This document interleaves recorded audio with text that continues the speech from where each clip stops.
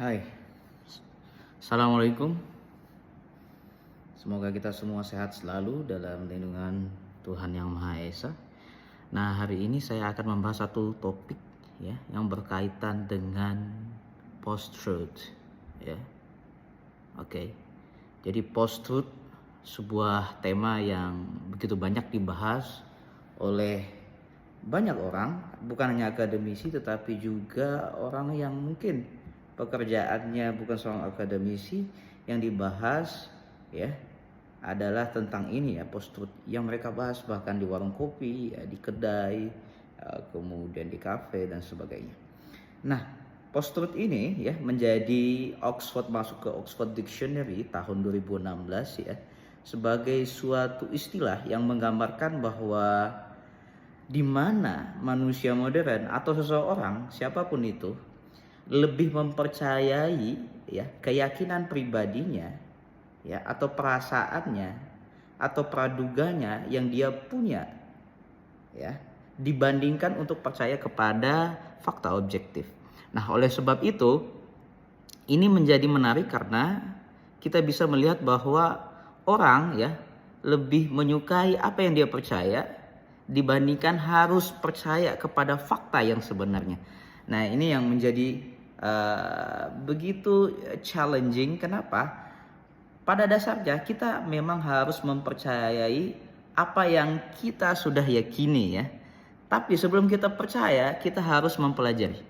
Nah, poin pertama adalah untuk mempercayai sesuatu, apapun itu ya, kita harus mempelajari, meriset, research. Ya, research itu terambil dari kata re itu artinya kembali, search artinya mencari.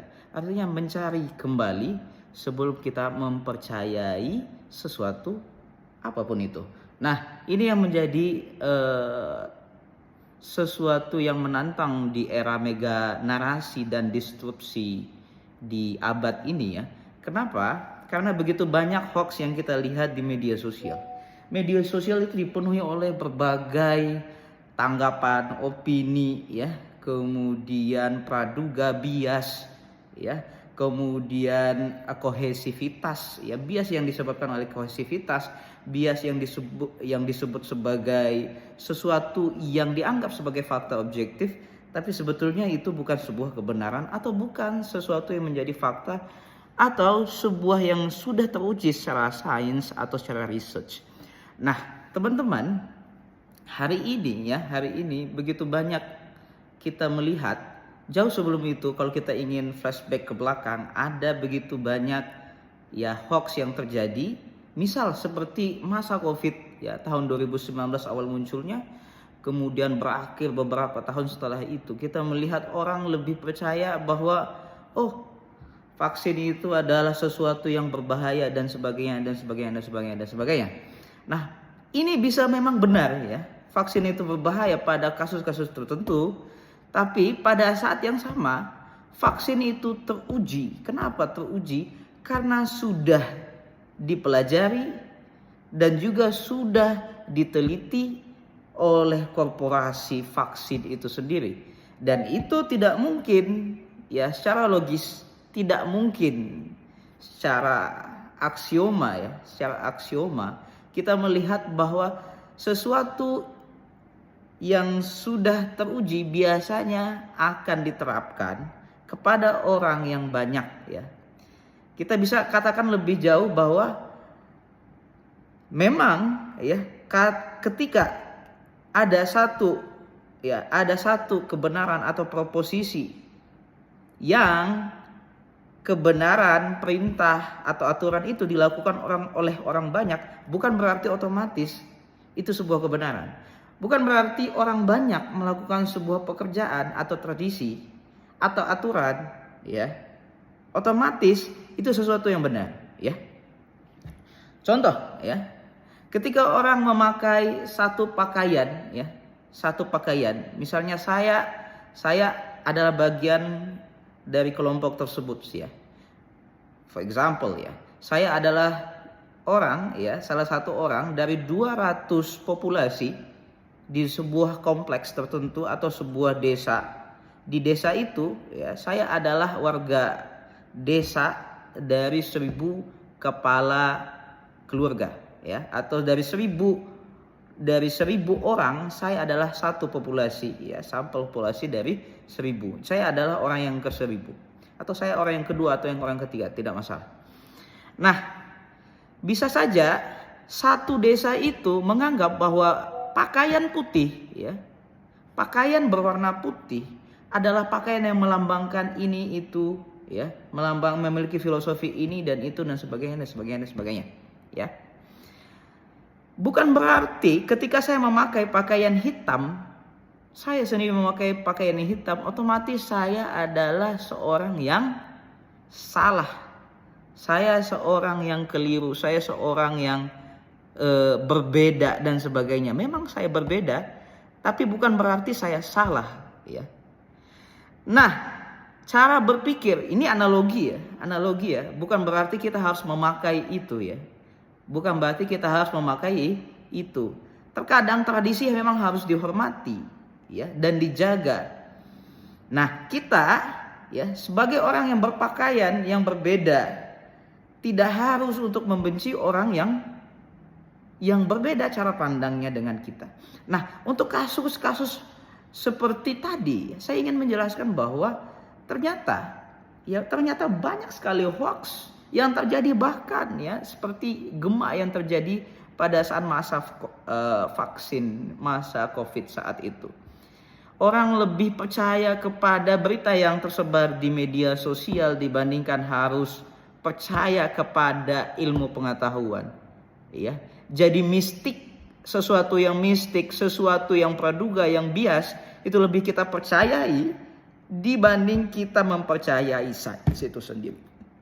Memang sains itu akan mengalami kebaruan ya. Jadi satu teori akan digantikan oleh teori yang baru berkat apa? Berkat penelitian yang dilakukan oleh orang-orang yang ada di masa sekarang. Contoh, bumi itu terdiri dari air oleh seorang filsuf pada zaman Yunani. 100% bumi itu terdiri atau tersusun dari air ya. Kemudian oleh pemikir, oleh ilmuwan setelah si pencetus ya teori bahwa bumi terdiri dari air, ternyata bumi itu terdiri dari elemen yang tidak homogen ya, tapi terdiri dari berbagai unsur, bisa jadi batu, pasir ya, kemudian angin, kemudian gas dan sebagainya, pembentuk elemen-elemen bumi itu sendiri. Nah, yang ingin saya sampaikan adalah post-truth ini ya mempengaruhi cara kita berpikir gitu. Cara kita berpikir itu dipengaruhi oleh ini. Sayang sekali ya, begitu banyak informasi yang ada di internet saat ini. Jadi makanya kita sebut sebagai disrupsi informasi, di mana mega narasi itu ya dipengaruhi ya di satu sisi tidak hanya dikuasai oleh golongan tertentu atau seperti pemerintah ya misalnya, tapi juga bisa ditentukan ya, era ini bisa ditentukan oleh individu tertentu ya. Jadi tidak harus bahwa satu informasi itu bisa dimanipulasi, bisa dikelola dan bahkan disebarluaskan oleh satu organisasi yang powerful ya, tapi bisa juga dilakukan oleh seorang individu. Contohnya adalah influencer dan sebagainya. Nah, di saat ini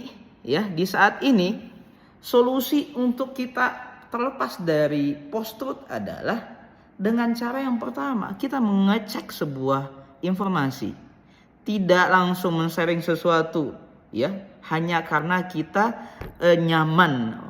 Oh, ternyata ini adalah informasi yang saya suka. Ini adalah praduga saya, memang sesuai dengan praduga saya. Oh, informasi ini sesuai dengan mood saya, sesuai dengan perasaan saya, sesuai dengan kesukaan saya ya. Tidak semua informasi itu benar hanya karena kita menyukainya ya. Akan tetapi informasi itu harus di recheck kembali ya. Karena kenapa? Karena belum tentu apa yang disampaikan oleh influencer yang kita suka, idol yang kita suka itu pasti benar. Tidak. Ya bisa saja ya informasi yang disampaikan itu keliru. Ya, oleh sebab itu maka penting yang namanya kita melakukan pengecekan fakta. Pengecekan fakta itu bisa dilakukan dengan cara kita membaca atau membandingkan informasi yang kita terima, informasi A dengan informasi B yang kita dapat di sumber-sumber yang lain yang relevan dan terpercaya. Bisa saja satu media mengabarkan A, bisa aja media yang lain mengabarkan dari perspektif B, ya kan? Atau media yang ketiga, keempat, kelima mengabarkan dengan perspektif yang C, D, E, F, G hingga Z. Nah, oleh sebab itu, ya bisa saja satu fakta ya tentang vaksin misalnya itu benar, ya atau terdengar benar, ya pada satu media tertentu, tapi bisa saja ulasan media yang lain itu berbeda. Nah, terkadang kita ya tantangan yang dihadapi oleh kita sebagai pembaca informasi adalah kita terkadang malas untuk merecek gitu ya, untuk mengecek kembali pengecekan fakta apakah betul informasi ini. Nah, ini yang saya dapati di media sosial hari ini ya. Begitu banyak ya, mungkin generasi sebelum generasi milenial ya, orang tua kita itu terkadang cepat untuk percaya kepada informasi yang dia dapatkan ya. Apalagi itu sesuatu yang menyulut emosi, menyulut agama ya, menyulut emosi dan sebagainya. Ada perampokan, ada penculikan anak di daerah A, di daerah B ya, karena dapat broadcasting atau pesan atau chat seperti itu di grup, akhirnya di-share lah ke media lain, ke anaknya dan sebagainya. Walaupun kita tidak pernah mendapatkan atau mengonfirmasi bahwa berita atau share atau broadcast yang di-share tadi adalah sesuatu yang pasti benar. Oleh sebab itu pengecekan fakta itu penting. Yang kedua, apa yang harus kita lakukan setelah kita melakukan pengecekan fakta? Yang kedua adalah kita melakukan yang kita sebut sebagai diskusi, sharing sessions dengan teman kita ya. Jadi mengecek itu penting, tapi berdiskusi itu lebih penting ya. Kenapa? Karena saat kita berdiskusi ya, kita mencari teman yang kita anggap sebagai orang yang bisa kita menyampaikan opini atau tempat kita bertanya, maka saat diskusi akan terjadi namanya transfer informasi ya, dari tesis menjadi antitesa ya, dari antitesa sehingga menjadikan kesimpulan ya, atau antitesis ya. Tesis tadi akan ada saja antitesa yang melawannya sehingga menghasilkan sintesis. Tesis itu artinya satu proposisi, satu pernyataan atau satu pertanyaan ya, yang mungkin dianggap benar, akan muncul sesuatu yang disebut sebagai antitesa ya. Orang misalnya saya percaya bahwa A ini A ini benar ya. Bisa saja ketika saya tanya apakah benar, saya mempunyai teman seperti contoh ya. Apakah benar? Saya bertanya kepada teman saya, apakah benar A ini benar? Mungkin saja di dalam pikiran saya, dalam praduga saya, A atau pernyataan A ini benar ya. Tapi ketika saya tanya ke teman saya, ternyata A ini tidak benar. Ya, itu artinya teman saya ini memberikan antitesa kepada pernyataan saya yang awalnya saya anggap benar. Sehingga saya akan memberikan bukti untuk membuktikan ya bahwa apa yang saya percaya ini benar, atau data yang saya percaya ini benar, argumen yang saya percaya benar, pernyataan yang saya cari ini benar, yang saya percaya ini benar, kepada teman saya. Teman saya pun akan melakukan hal sama ya. Jadi ketika kita diskusi terjadi proses ya, sharpen of facts. Apa itu? Proses mempertajam fakta ya. Sehingga kita pada akhirnya kita akan menyuling mana informasi yang disebut sebagai fakta dan mana informasi yang sampah ya. Mana informasi yang itu hanya opini. Apalagi opini tidak masalah, tapi kalau opini itu tidak berdasarkan fakta atau sains atau riset atau ilmu pengetahuan, maka opini itu akan lemah dan tidak akan bisa kita percayai sebagai fakta. Karena yang kita cari adalah fakta ya. Nah, ini juga yang terjadi ya saat ini ya. Begitu banyak informasi yang diteruskan tanpa dipikir ulang untuk di-share kembali. Kita lihat bahwa hari ini Pertamina Niaga melakukan korupsi. Apakah itu fakta atau opini atau hoax? Saya bertanya kepada Anda. Ya. Pertanyaannya adalah, kok bisa Pertamina melakukan pembohongan publik dengan mengatakan bahwa Pertamax itu adalah Pertamax, ya. Padahal Pertamax ada sebetulnya Pertalite. Pertanyaan kita, ketika pejabat-pejabat kita yang membuat sebuah narasi yang membohongi publik, ya, yang pada ujungnya merugikan negara ini, ya, apakah kita bisa tinggal diam dengan itu? Ya, narasi ini, ya, narasi korupsi, bahkan perbuatan korupsi yang sudah dilakukan ini menjadi pertanyaan untuk kita, introspeksi untuk negeri ini. Apakah kita layak untuk mengatakan bahwa 2045 kita akan mencapai Indonesia Emas? Pertanyaan itu hanya bisa dijawab oleh leader kita, ya, oleh pemimpin kita saat ini, ya. Ketika pemimpin kita saat ini itu memiliki visi mereduksi korupsi di Indonesia, ya, setidaknya, ya, karena menghilangkan korupsi bagi saya itu tidak akan pernah selesai. Kenapa? Karena pertarungan antara yang benar dan yang salah, ya, itu akan selalu terjadi. Seperti contoh tadi, ya, post-truth. Bagaimana fake news, ya, fake informations that always has been happening, not only in our era but also happened in the past, even in the Greek era, Greek era, in the Yunani and etc.